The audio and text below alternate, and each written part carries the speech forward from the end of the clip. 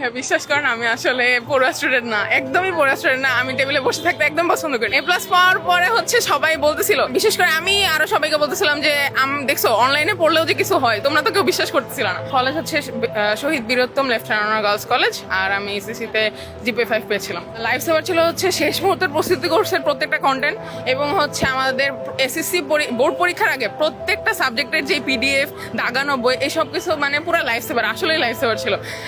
বিশেষ করে BGS এর 500টা MCQ, এটা আসলে ভুলার মতো না।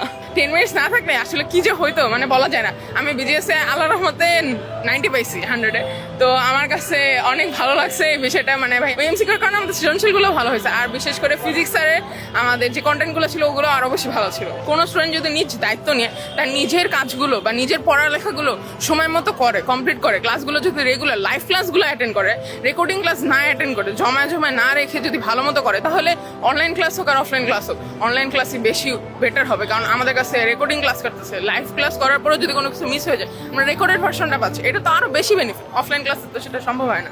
অনলাইনে পড়লেও আসলে অনেক কিছু করা যায়, নিজে থেকে যদি নিজ দায়িত্বে পড়া হয় তাহলে অনেক কিছু সম্ভব হয়।